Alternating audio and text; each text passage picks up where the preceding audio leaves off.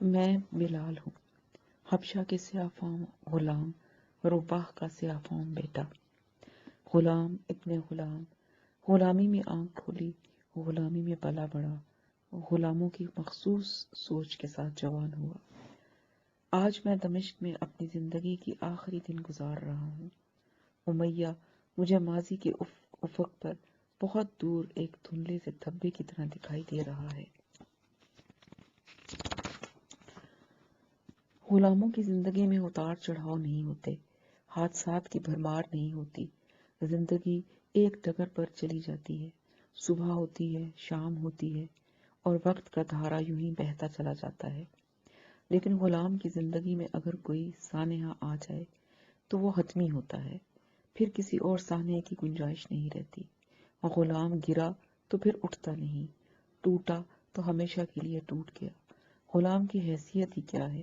محض ایک کھال جو کوڑوں کے لیے وقف رہتی ہے، اور یہ کوڑے کسی بھی وقت، کسی بھی بات پر، کسی بھی جگہ برس سکتے ہیں۔ جو لوگ اس دنیا میں نہیں رہے ان کو برا کہنا مجھے اچھا نہیں لگتا، البتہ اتنا ضرور کہوں گا کہ امیہ نے مجھے مکے کے بازار سے خرید کر کوئی گھاٹے کا سودا نہیں کیا تھا۔ اسے اپنی رقم کی ایک ایک پائی وصول ہو گئی تھی، میں نے اسے کبھی کوئی نقصان نہیں پہنچایا تھا۔ امیہ کی بہت سی باتیں میرے ذہن میں محفوظ ہیں، میں انہیں بھولا نہیں ہوں، لیکن بھلا دینا چاہتا ہوں۔ میں بلال، امیہ کا زرخرید غلام، آپ کو ان دنوں کی باتیں سنانا چاہتا ہوں جو شروع سے آخر تک حیرت اور استجاب کے دن تھے، اور حیرت بھی ایسی کہ آج تک اس کے نشے سے سرشار ہوں۔ 22 سال تک اس غلام نے اس فضا میں سانس لی جس میں اللہ کے آخری نبی محمد صلی اللہ علیہ وسلم کی سانسوں کی مہک تھی۔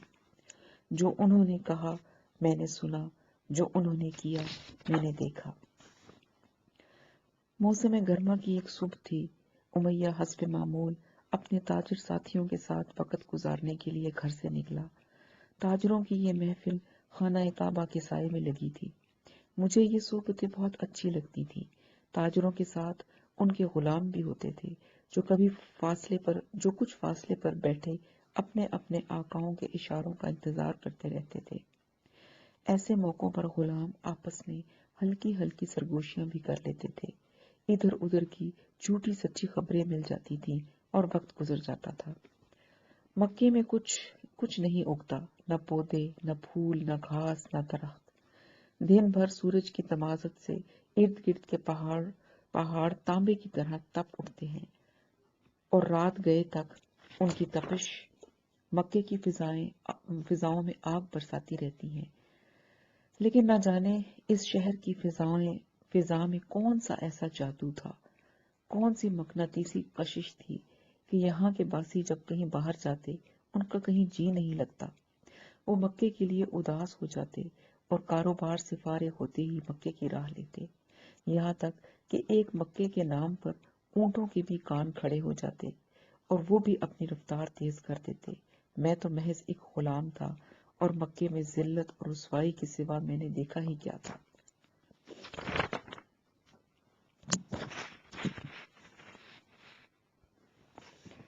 جس وقت وہ عمار کو لے کر آئے، میں غلاموں کے مخصوص انداز میں دیوار سے لگا کھڑا تھا۔ انہوں نے اسے دھکا دے کر زمین پر گرا دیا۔ زمین پر گرتے ہی عمار نے سر اٹھا کر انہیں دیکھنا شروع کر دیا۔ میں نے دل میں کہا اب خیر نہیں۔ محمد صلی اللہ علیہ وسلم تمہیں کیا سکھاتا ہے؟ ابو سفیان نے پوچھا۔ وہ سکھاتے ہیں کہ اللہ کی نظر میں سب انسان برابر ہیں، بالکل ایک جیسے کنگھے کے دانے ہوتے ہیں۔ محمد صلی اللہ علیہ وسلم سکھاتے ہیں کہ صرف ایک اللہ کی عبادت کرو۔ ایک اللہ؟ ابو سفیان کے لہجے میں غصہ کم اور تجسس زیادہ تھا۔ لیکن ہمارے تو 360 خدا ہیں جو ہماری حفاظت کرتے ہیں، ہماری مرادیں پر لاتے ہیں۔ کتنی اچھی طرح یاد ہے مجھے وہ دن اور اس واقعے کا ایک ایک لمحہ، اور کیوں یاد نہ ہوتا کہ اس دن چند ثانیوں بعد میری ساری کائنات بدل گئی تھی۔ امیہ اب تک خاموش بیٹھا تھا۔ میری پشت پر کھڑی دیوار کی طرح ساکت، لیکن اگلے ہی لمحے میری پشت پر کوئی دیوار نہیں تھی، کیونکہ میں اپنے آقا کے منہ سے اپنا نام سن کر دوڑ پڑا تھا۔ امیہ اپنے ریشمی ملبوس کے لہراتے ہوئے گھیر میں عمار کے پاس پہنچا۔ تم کہتے ہو کہ ایک غلام کا رتبہ اس کے آقا کے برابر ہے۔ وہ تیزی سے چلاتا ہوا عمار کے پاس آ کر یکا یک رکا تو اس کی ریشمی عبا اس کے پشت پر لہرا کر ایک لمحے کے لیے اس کے گرد لپٹ گئی۔ یہ سیاہ فام بلال جسے میں نے اپنے پیسوں سے خریدا ہے، کیا یہ میرے برابر ہے؟ یہ کہہ کر وہ رکا اور خود اپنے سوال کی معقولیت کا لطف اٹھانے لگا۔ میں بلال اس سارے قصے سے الگ تھا۔ میرا کسی بات سے کوئی سروکار نہیں تھا، اور ہو بھی کیا سکتا تھا؟ مجھے تو خواہ مخواہ بیچ میں گھسیٹ لیا گیا تھا۔ میں غلام ابن غلام، مجھے کیا کہ کون کس کے برابر ہے یا کون نہیں ہے؟ میں تو کچھ تھا ہی نہیں، نہ کسی کے برابر، نہ بہتر، نہ برتر۔ میری نظر میں میرا کوئی وجود ہوتا تو میں اپنے آپ کو کسی پیمانے سے ناپتا۔ میں تو تھا ہی نہیں۔ امیہ کے الفاظ میں غصہ بھی تھا، طنز بھی، اور اس طنزیہ لہجے میں یہ سوال پوچھتے ہوئے وہ اپنا ہاتھ ایک پیالے کی سی شکل میں عمار کے منہ کے پاس لے گیا، بالکل مسخروں کے سے انداز میں۔ صورتحال مختلف ہوتی تو شاید مجھے اس پر ہنسی آ جاتی۔ امیہ کو جواب کا انتظار نہیں تھا، اسے جواب کی ضرورت بھی نہیں تھی۔ اسے ایسی بات کا جواب ہو بھی کیا سکتا تھا؟ لیکن عمار کی عاقبت نہ اندیشی کہ وہ اس سوال کا بھی جواب دینے کو تیار ہو گیا۔ محمد صلی اللہ علیہ وسلم کہتے ہیں کہ اللہ کے نزدیک تمام انسان برابر ہیں، خواہ وہ کسی بھی نسل، کسی بھی رنگ سے ہوں۔ محفل پر سناٹا چھا گیا۔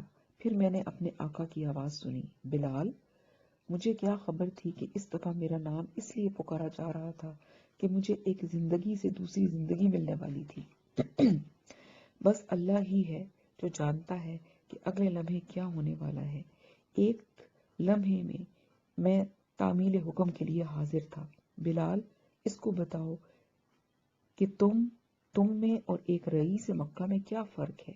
یہ لو اور مار مار کر اس کا چہرہ مسخ کر دو تاکہ اسے سبق مل جائے۔ یہ کہہ کر اس نے کوڑا میرے ہاتھ میں تھما دیا۔ کیسا واضح حکم تھا، کتنا مختصر اور جامع! میں آج تک ان فکروں کی جامعیت کا احاطہ نہیں کر سکا۔ سوچ میں ظلم کی انتہا، مگر لفظ کتنے تھوڑے سے۔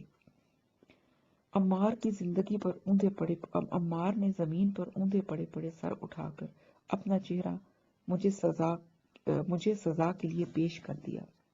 اگلے لمحے کیا ہوا یہ میں شاید کبھی بیان نہ کر سکوں۔ آج بھی جب میں اس لمحے کا تصور کرتا ہوں تو میرے کانوں میں گھنٹیاں سی بجنے لگتی ہیں اور مجھ پر سکتہ سا طاری ہونے لگتا ہے۔ لیکن عمار میری نظروں کے سامنے تھا۔ وہ ٹکٹکی باندھے مجھے دیکھ رہا تھا۔ اس کی نظروں میں پاکیزگی تھی، سکون تھا، بے خوفی تھی، سراپا مجبور مگر پرعزم۔ میں نے اس کی آنکھوں میں ایک ایسی قوت دیکھی جو مجھے اپنے غلامی کے بندھن سے بھی زیادہ طاقتور محسوس ہوئی۔ ٹھیک اسی لمحے امیہ کا غلام بلال کسی اور کا غلام ہو گیا۔ میں نے کوڑا ہاتھ سے پھینک دیا۔ سب نے بیک وقت ایک آواز کے ساتھ اندر کی طرف سانس کھینچا۔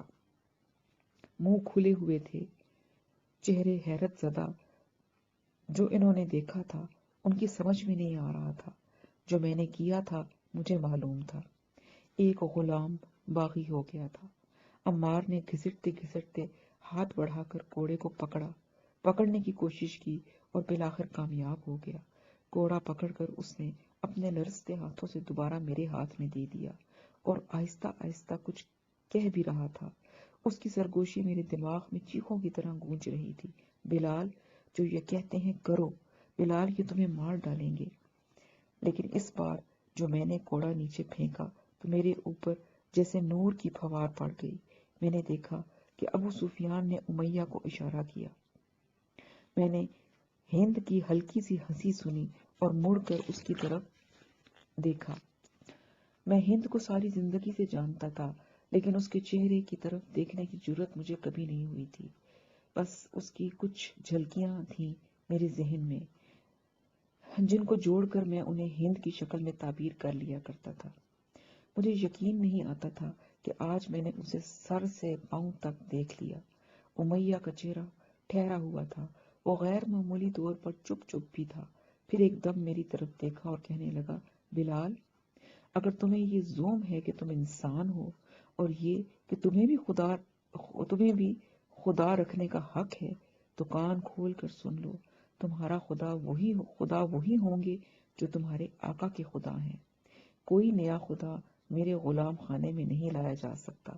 پھر امیہ نے باہر نظر دوڑائی اور کہا، تمہاری اصلاح کرنی پڑے گی، لیکن آج نہیں، میں سورج کے نصف النہار پر آنے کا انتظار کروں گا۔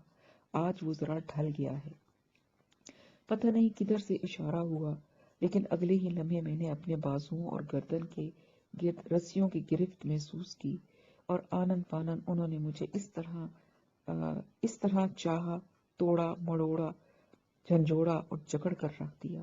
میں غلام تھا، کبھی نافرمانی کا تصور بھی نہیں کیا تھا، لیکن اس وقت میں ضرورت سے زیادہ فرما بردار بنا ہوا تھا۔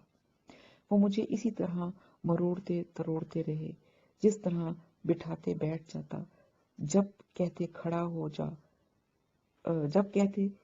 ہو جاتا، باندھنے لگتے تو میں خود ہاتھ پاؤں آگے بڑھا دیتا۔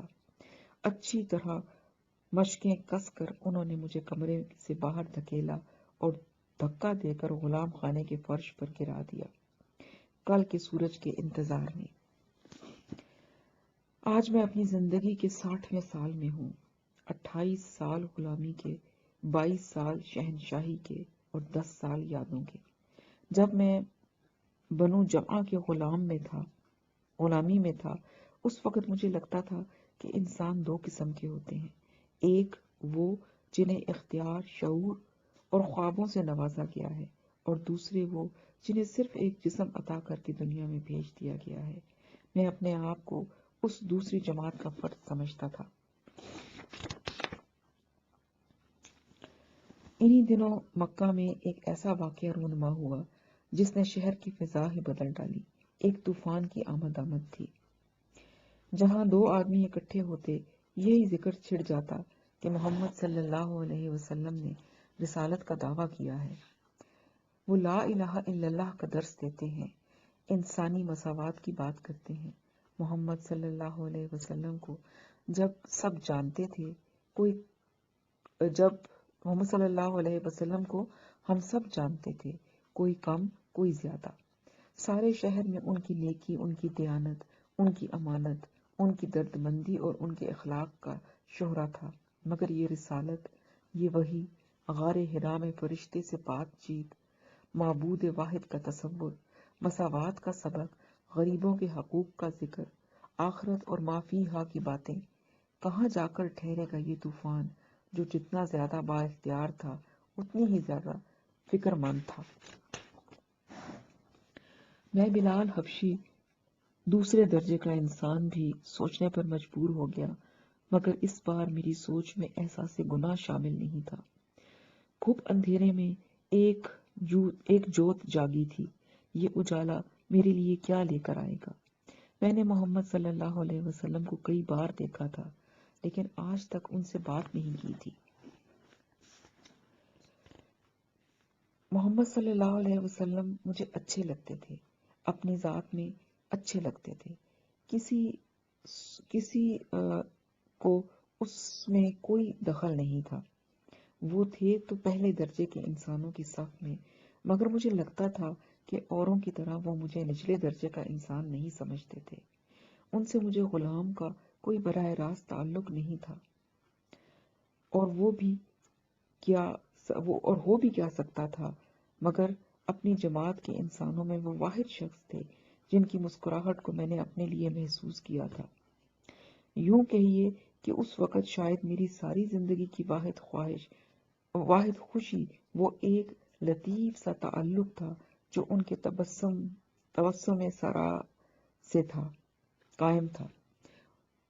ان کے علاوہ مجھے دیکھ کر کبھی کوئی اس شفقت کے ساتھ نہیں مسکرایا تھا.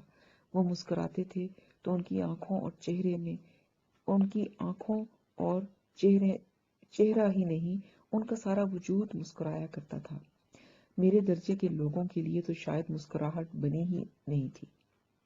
ان کی مسکراہٹ ایک سچے انسان کی مسکراہٹ تھی، اور میرے لیے یہی احساس ان کی ہر بات کی صحت کی ضمانت تھا. میرا دل کہتا تھا کہ اگر محمد صلی اللہ علیہ وسلم کہتے ہیں کہ اللہ ایک ہے تو یقیناً ایک ہی ہوگا. اگر وہ کہتے ہیں کہ وہ اللہ کے رسول ہیں تو واقعی وہ اللہ کے رسول ہوں گے. اگر محمد صلی اللہ علیہ وسلم کہتے ہیں کہ وہ فرشتے سے ہم کلام ہوئے ہیں تو ضرور ہوئے ہوں گے. مگر یہ ساری سوچ میرے لاشعور میں تھی. شعوری طور پر مجھے اس کا ادراک اس وقت ہوا جب امیہ رات کو غلام خانے میں آیا اور اس نے مجھ سے براہ راست سوال کیا، سچ سچ بتا، تیرا معبود کون ہے؟ محمد صلی اللہ علیہ وسلم کا معبود میرا معبود ہے. میرا جواب سنتے ہی اس کے تن بدن میں جیسے آگ لگ گئی، مگر شاید وہ اس جواب کے لیے تیار تھا. کہنے لگا، تو اس کا مطلب یہ ہے کہ تو ہمارے خداؤں سے انکار کرتا ہے. محمد الامین ہے. انہیں ایک فرشتے نے بتایا ہے کہ اللہ ایک ہے. میں دل ہی دل میں سوچنے لگا کہ کل میں عمار کے جن الفاظ پر معترض تھا وہی الفاظ آج میری اپنی زبان سے نکل رہے تھے. امیہ مجھے ٹکڑے ٹکڑے کر دینے کی دھمکیاں دیتا ہوا غلام خانے سے باہر چلا گیا.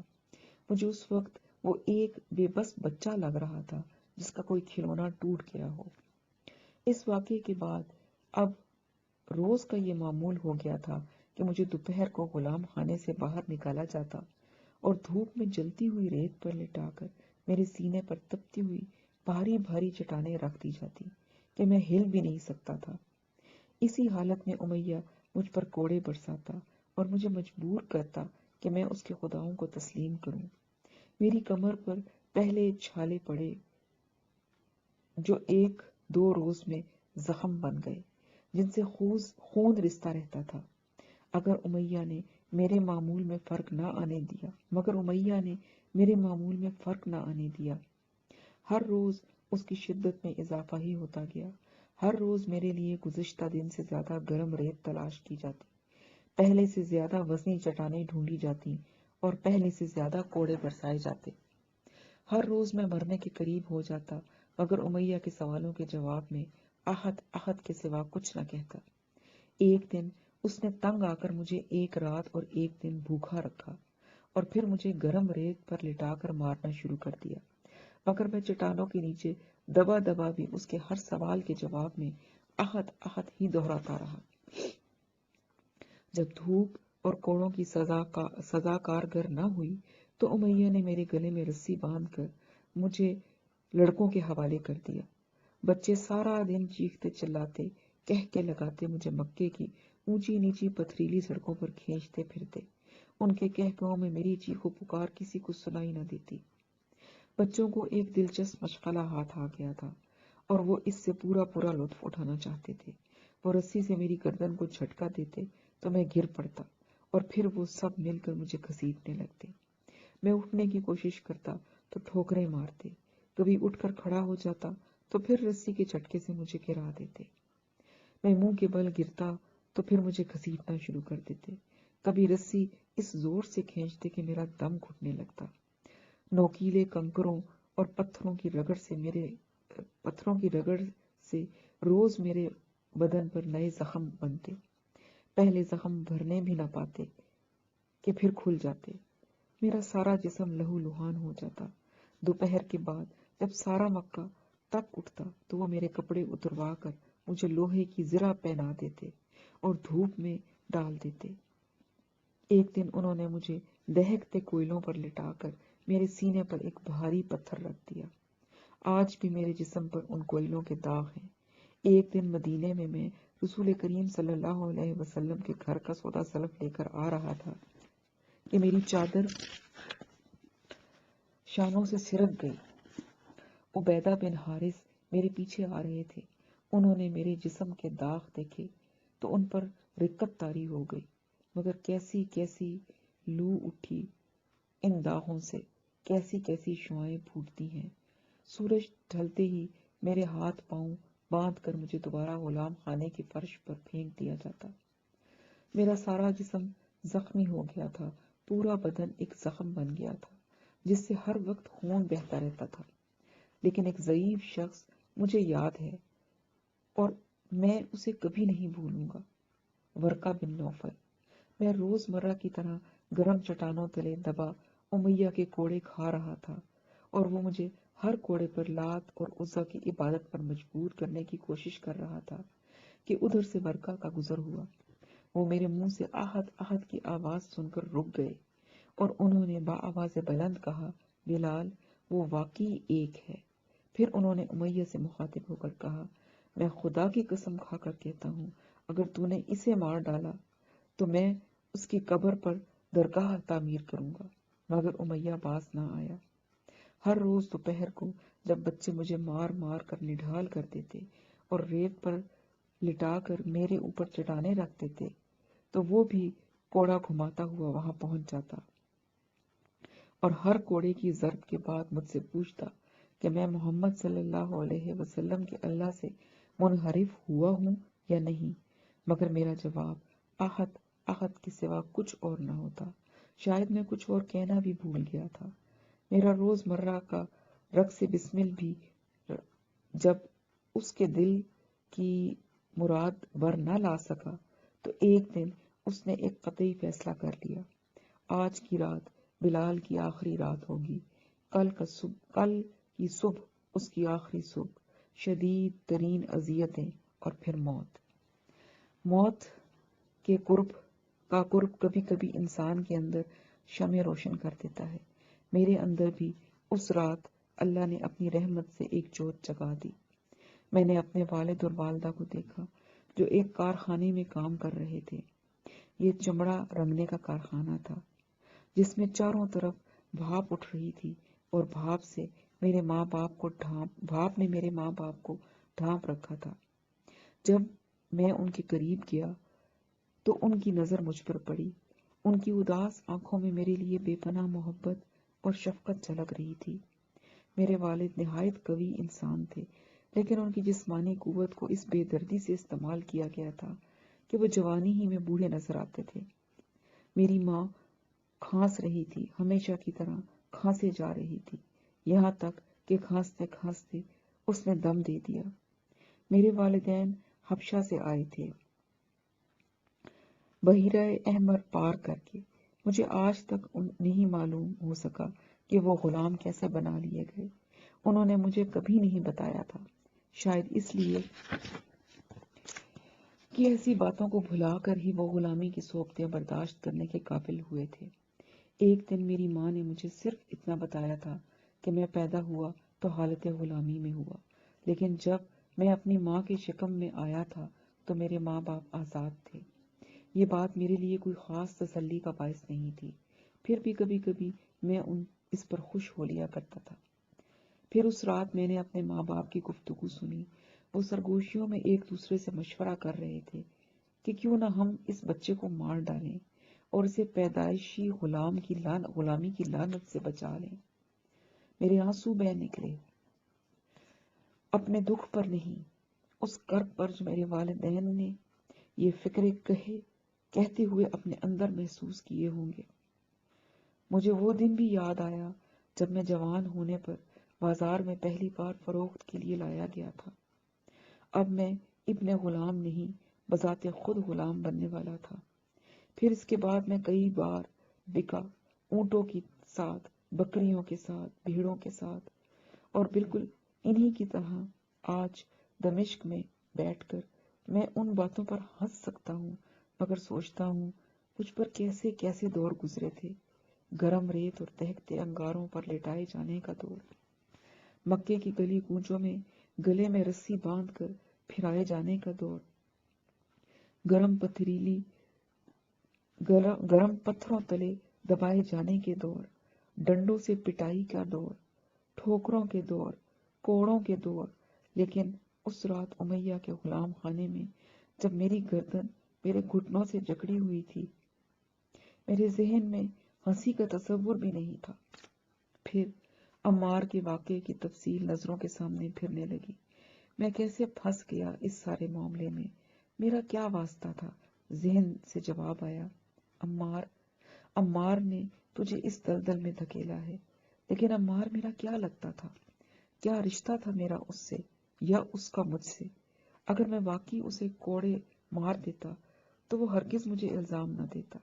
اسے پتا تھا کہ غلام حکم عدولی کر ہی نہیں سکتے۔ اس بیچارے نے تو خود کوڑا میرے ہاتھ میں تھما دیا تھا، لیکن پھر بھی میرا ہاتھ اس پر نہیں اٹھ سکا۔ دراصل اس میں عمار کا قصور نہیں تھا، میرے اندر، حبشی غلام بلال کے اندر کوئی کہہ رہا تھا کہ کچھ بھی ہو آج حکم کی تعمیل نہیں ہوگی۔ غلام خود تو ایسے فیصلے نہیں کر سکتے، غلام تو کوئی بھی فیصلہ نہیں کر سکتے، فیصلے بغیر اختیار کے نہیں ہوتے، اور غلاموں کے پاس اختیار کہاں؟ تو پھر کوڑا میرے ہاتھ سے کیسے گر گیا؟ غلام کو تو خود اپنے آپ سے ڈر لگتا ہے، پھر کیسے ہو گئی مجھ سے یہ حکم عدولی؟ میں نہ بہادر تھا نہ احمق کہ بغاوت پر اتر آتا۔ پھر کہاں سے آیا مجھ میں یہ حوصلہ؟ اس کا جواب کہیں اور تھا۔ یہ حوصلہ مجھے محمد صلی اللہ علیہ وسلم سے ملا تھا۔ رات بھر میں غلام خانے کے فرش پر کسی قسم پرسی کے عالم میں پڑا کر رہتا رہا۔ رسیوں سے جھگڑا ہوا، رسیاں میرے زخموں میں دھنسی ہوئی تھیں، اور میری ذہنی کیفیت ایسی تھی جیسے اندر ہتھوڑے چل رہے ہوں۔ تھوڑا سا خیال یہ بھی آتا تھا کہ اگر صبح میں ان کی خوشامد کروں، واسطے دوں، منت سماجت کروں، ان کے قدموں پر سر رکھ دوں، تو شاید مجھے زندگی اور موت کے درمیان ایک حد فاصل میسر آ جائے۔ کوئی امید تو ہوگی جو میں زندہ تھا۔ صبح ہو رہی تھی، میں نے گہرے گہرے سانس لے کر نئے دن کی تازہ ہوا کو اپنے اندر جذب کیا، مگر اب میرا ذہن پھر اسی ایک اللہ کے تصور کی طرف چل پڑا۔ ان دنوں میں بالکل ان پڑھ تھا۔ میں چل تو پڑا ایک انجانی اندیکھی راہ پر، لیکن محض ایک خانہ بدوش کی حیثیت سے، جسے پیاس تو ضرور لگتی تھی مگر راستے کے کنویں اس کے اپنے نہیں ہوتے۔ مجھے بھی پیاس تھی، شدید پیاس، کنویں میرے نہیں تھے، لیکن میں پیاسا تھا، اور یہ پیاس مجھے کھینچے لے جا رہی تھی نامانوس راہوں پر، نہ جانے کس منزل کی طرف۔ اس دن اللہ تعالیٰ کی توفیق سے میں نے اپنے آپ کو اس کے حوالے کر دیا۔ یہی میرا اسلام تھا۔ میرے اندر مٹھاس کی ایک لہر دوڑ گئی، ایسی کہ مجھے اپنے بندھنوں میں بھی چین ملنے لگا۔ مجھے یقین ہو گیا کہ میری عافیت صرف اور صرف اس ایک اللہ کے قرب میں ہے۔ یہ سچائی میرے دماغ میں نہیں، میرے دل میں، میری روح کی گہرائیوں میں اتر گئی۔ میں نے عبادت شروع کی تو میرا باطن نور نور ہو گیا۔ میں نے رب جلیل کی حمد و ثنا کی تو میرے اندر انجانی قوتوں کے سوتے ابل پڑے۔ میں نے اللہ کی رحمتوں کی تلاش کی تو خوف میرے اندر سے نکل گیا، اور پھر اللہ کی قدرت سے سورج طلوع ہوا۔ جب وہ مجھے لینے کے لیے آئے تو میں سراپا تشکر تھا۔ ان بد نصیبوں کو کیا خبر تھی کہ یہاں کیا ہو چکا تھا؟ انہیں شاید توقع تھی کہ میں ان کے سامنے گر گڑاؤں گا، ان کے پاؤں پکڑوں گا، زمین پر ماتھا ٹیکوں گا، ان سے رحم کی بھیک مانگوں گا، لیکن جب ایسا نہ ہوا تو وہ سمجھے میں پاگل ہو گیا ہوں، خوف سے میرا دماغ معاف ہو گیا ہے۔ انہیں کیا پتا تھا کہ میں اپنے خالق کی حقیقی کے حصار عافیت میں ہوں، اور اب وہ جو کچھ بھی کریں گے یا نہیں کریں گے وہ سب میرے رب ہی کی رضا سے ہوگا۔ انہوں نے مجھے میرے جائے عقوبت پر لے جانے کے لیے زمین سے اٹھایا، مگر انہیں کیا معلوم تھا کہ میرا اللہ مجھے پہلے ہی ان کے ہاتھوں کی پہنچ سے کہیں زیادہ بلندی پر لے جا چکا تھا۔